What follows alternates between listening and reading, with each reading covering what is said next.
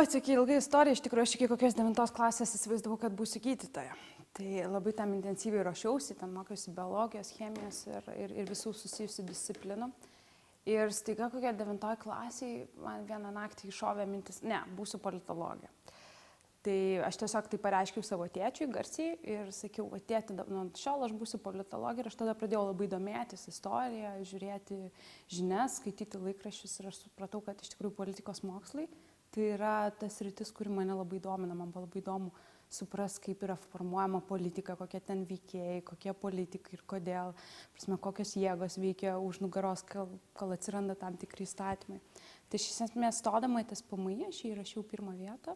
Ir aš labai žinau, kad aš noriu čia mokytis.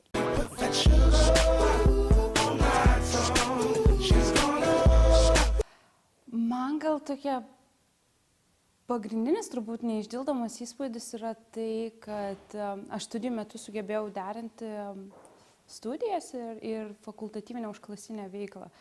Tai prieš įstojant tas PMI aš jau dalyvavau jaunimo organizacijų veikloje, tokia anksčiau buvo organizacija Lietuvoje ganėtinai neblogai žinoma, jaunimo mainai ir bendradarbiavimas. Ir aš veikiau intensyviai su jais, organizuodavau įvairius jaunimo mainus, įvairius mokymus. Tai įstojau tas PMI ir man ta jaunimo veikla tęsiasi ir toliau, bet tada prisidėjo dar visokių kitokių organizacijų, kurias aš čia sutikau Vilniuje. Ten buvo tiesiog ir Jurgio Matulaičio centras, ir Lietuvos kolpingo draugija, ir tada tuo metu buvo Lietuvos jaunieji centristai berods. Žodžiu, daugybė jaunimo organizacijų, prie kurių prisijungiau ir dariau vairias veiklas. Tai buvo vienas iš tokių įdomesnių momentų, kad tu gali mokytis tas PMI ir gali derinti savo pomėgius, prasme, su studijom ir rasti tam ir laiko, ir energijos. Tai čia turbūt įdomiausia.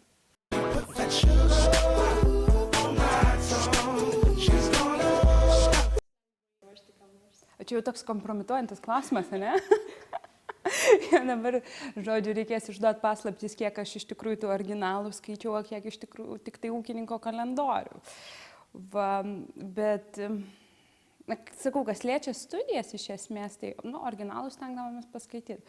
Bet įsimintiniausia turbūt buvo tai, kad dabar aš kaip pagalvoju praėjus 8 metam, kad kažkaip neįtikėtina, pavyzdžiui, kad konstitucinę teisę dėstė tuo metu mum Egidijus Kūris, kuris buvo konstitucinio teismo pirmininkas. Tikrai nuostabus žmogus, savo srities profesionalas.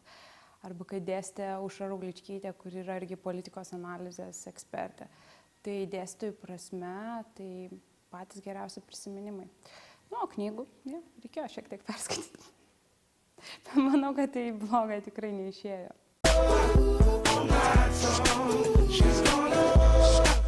Tikrai taip.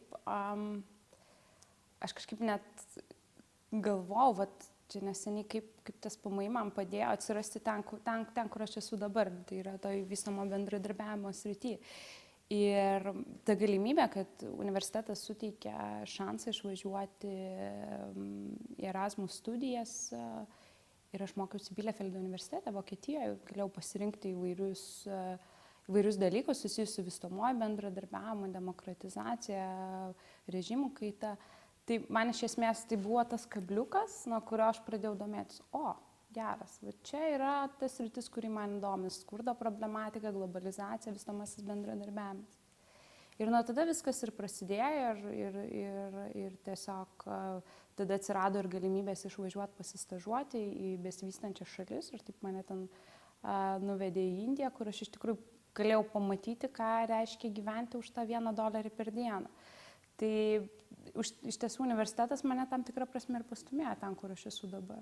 Na ir tada dar tikriausiai tas pagrindas, kur aš įgijau tas PMI, tai ar ten anglų kalbos žinios ir politikos mokslų pagrindai, man iš esmės buvo naudingi mokantis vėliau kitame universitete užsienį, kur aš ir įgijau tą specialybę vystomojo bendradarbiavimo.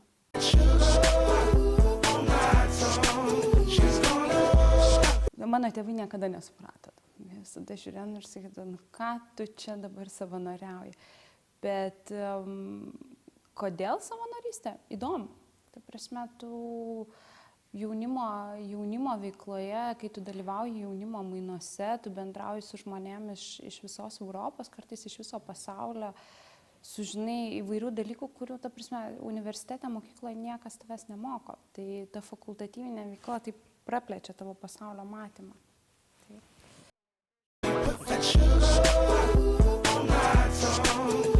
Gal aš tiesiog prisimenu, su kokia intencija aš važiavau į Indiją, tai galvoju, jo, va dabar tai pakeisiu pasaulį, va, čia iš karto. Ir tu tiesiog nuvažiuoji tenais, nuvažiuoji į tokį gilų ir gūdų kaimą ir tu pamatai, kad nieko tu čia nepakeisi. Tai pagrindinis dalykas, ką tu gali padaryti, tai išmokti ir suprasti, į kur tu atvažiavai, pamanyti, perprasti ten, ar tai vietinės tradicijas, ar tai suprasti net tas skurdo priežastis. Bet kas man labiausiai įsirėžė, tai buvo tas, tu tokio labai gilaus skurdo pamatymas, kai tu pamatai, kaip žmonės iš esmės gyvena už $1 per dieną ir kaip jie nieko neturi. Ir tada man tiesiog irgi buvo vienas iš tokių paskatinimų, kad tai yra sritis, man įdomu, kodėl taip yra, kodėl tam pasaulyje, kuriam iš esmės kaip ir atrodo visko yra, jis yra visko pertekęs, kodėl yra tam tikra grupė žmonių arba tam tikrose šalyse žmonės gyvena taip, kaip mes ne vienas turbūt nelinkėtume ir nepavydėtume. Tai čia turbūt buvo tokia rimčiausia gal pamoka. O kita dalis tai tarpkultūrinis mokymasis. Tai tiesiog įsimintina, nes supranti, kad tradicijos bendravimo būdas tai yra tokie skirtingi, kad tai tiesiog net nesitikė. Gal labiausiai įstrigo tai, kad mes vis tiek atrodėm kitaip, mes buvom trys merginos, mano dar 2 tokios bičiulės, savanorės irgi buvo kartu.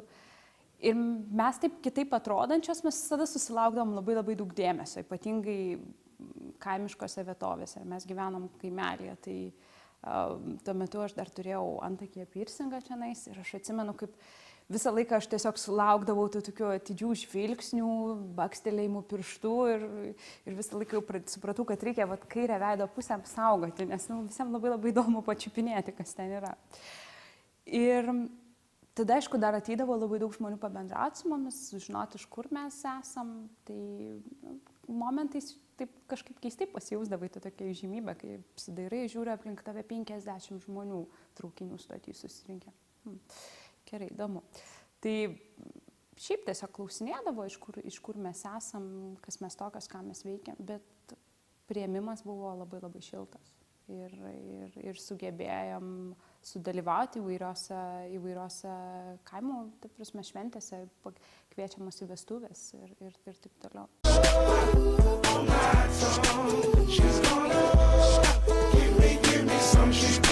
Keistai mūsų ta organizacija vadinasi, ne keistai, jos ilgas tiesiog pavadinimas. Yra nacionalinė nevyriausybinių vystoma bendradarbiavimo organizacijų platforma. Net gali pavargti sakydamas.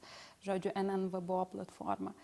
Tai iš esmės taip jau atsitiko, kad baigus studijas Švedijoje, vystomo bendradarbiavimo ir vadybos studijas, aš grįžau į Lietuvą ir pradėjau ieškotis, kur aš čia dirbsiu ir labai norėjau iš tikrųjų dirbti vystomo bendradarbiavimo srityje.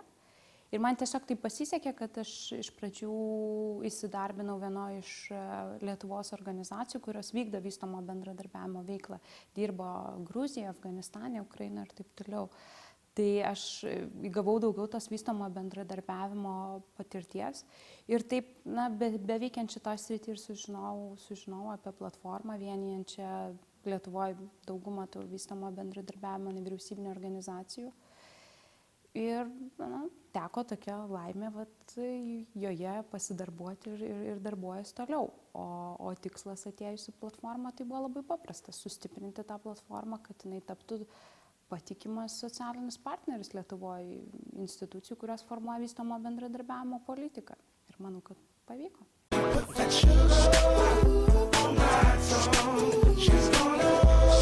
Oi, tų planų tai visada yra daug. Mokytis, aišku, labai norėtųsi toliau, bet dar nesugalvoju ką. Tai žiūrėsim, reikia pasižiūrėti iš tikrųjų, ką tas PMI siūlo. O toliau tai vystomo bendradarbiavimo specialistai. Aš įsivaizduoju daugumą mūsų, mes visada galvojam, kaip sugrįžti atgal ten, kur yra, ten, kur vyksta iš esmės veiksmas, ten, kur yra vykdomas vystomasis bendradarbiavimas. Tai noras galbūt būtų kažkuriuo metu sugrįžti besivystančias šalis ir tiesiog vėl prisiliesti prie tos problematikos.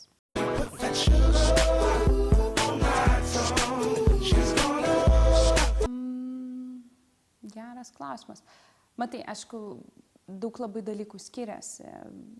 Kai mokiausi TSPMI, buvau žymiai jaunesnė negu kai mokiausi užsienyje. Tai tos pats požiūris į studijas, jisai skiriasi ir kaip tu matai, ir kaip tu studijuoji. Bet iš esmės manau, kad kokybė TSPMI užsienio universitetui nenusileido.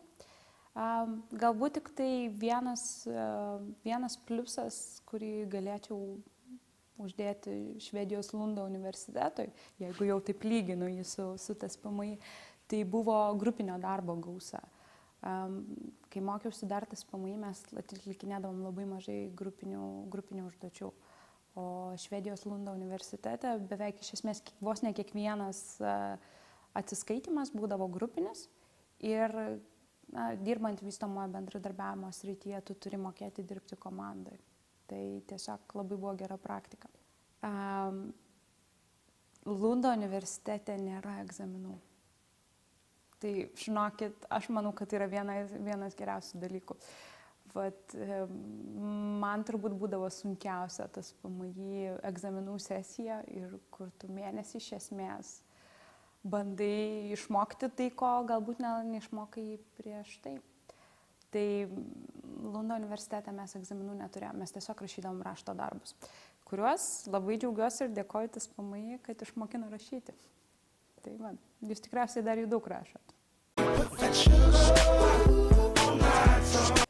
TSPMI suteikia studentui būti laisvai mąstyti kritiškai. Ir gal man vienas iš tokių prisiminimų iš pirmų metų seminaruose, kur mes iš tikrųjų labai intensyviai diskutuodavom tarpusavį ir galėdavom tikrai laisvai reikšti savo mintis ir jas argumentuoti. Aš manau, kad jeigu noras yra mokytis politikos mokslus, tai pirmyn. TSPMI tikrai manau, kad yra gera vieta mokytis. Pirmiausia, tai kad dėl to, kad jinai yra Vilniuje. O Vilniuje vyksta dauguma iš politinio gyvenimo